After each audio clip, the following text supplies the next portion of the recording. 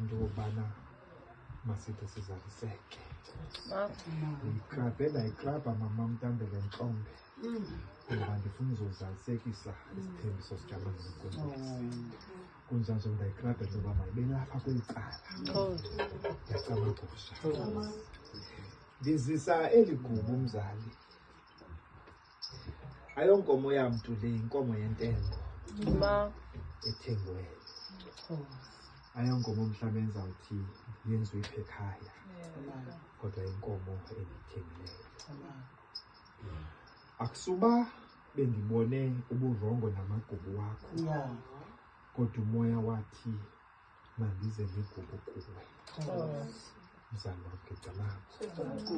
Egameni ke lephehlo laseMangwevini. Phehlo lonquba nomduma loncengane. Ayiphumi kum mama wam. Phuma kweli phehlo ndilikhokelayo. Bathi abantwana baseMangwevini masigqithise le nkomo. Kuze xa uhamba ucanda lamazwe manobetha le nkomo. Uthi xa uyibetha ukhumbule ukuthi kanene ndakhe ndahamba nabantwana baseMangwevini. Noba ngamanye amaxesha ingca ingande. Ngoba ingca izungakhuli. Mzali wam phela sicamagusha. Kodwa le inkomo kanye esi sipho sizaba sisikhumbuzo. Iqinisa ubuhlobo ke kuwe. Ukwenjenje mzali. Ndiyayazi uba sikudelele. Siwela ixerha xa sisiza kuwe. Uwela ixerha xa usiza kuthi. Kodwa kukubonakalisa uthando. Nokwamkela. Nokucabiseka. Akululanga mama Mtande. Xa udibana nabantu. Uyame uzibophelele ebantwini. Ingakumbi abantu xa bekude. Ngoba uyazi kokuba izawuphelela phi na obubuhlobo bethu.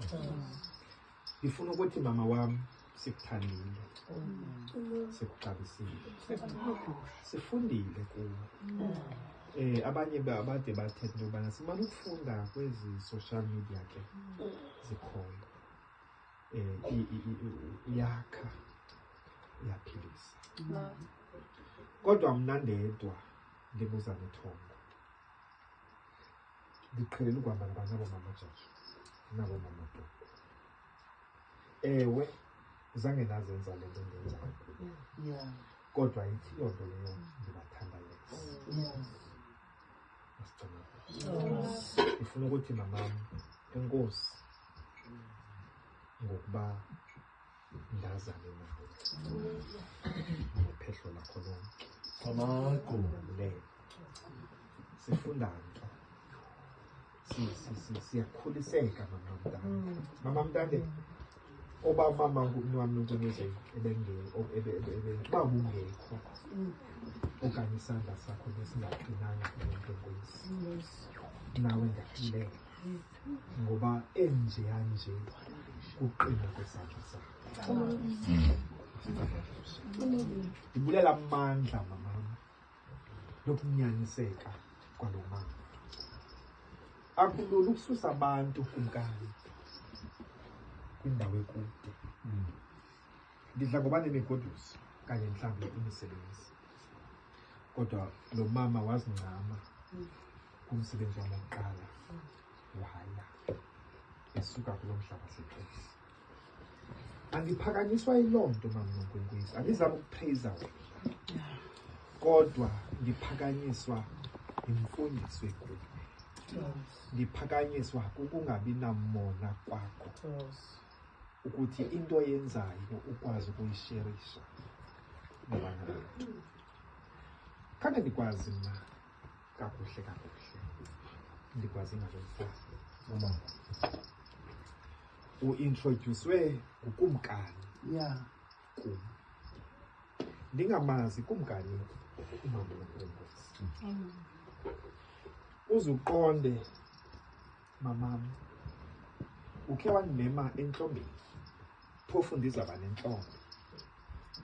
Ndaqonda uba lintlombe endizaba nayo izaba lityholo kum.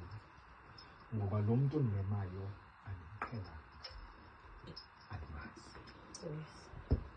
Kodwa awathi ngenxa yokuba ndingayanga entombeni yakho yomgoduso, I think eseCraddock, watyhafa. Wathi kwintlombe elandelayo enzaba nayo uzaba khona. Ube khona mama. Uzondiqwela ndigoduse ukumkani. Izandla zakho zigcwele. Back to back wentlombe. Usuke entlombeni wabheka entlombeni waze eBhayi. Ikhaya lakho une-3 weeks ungasayi. Nalapho useBhayi kwabe kukho enye umcimbi okufuneka uleqe kuwo. Loo nto indibonisa ukuthi uyamxabisa umntu.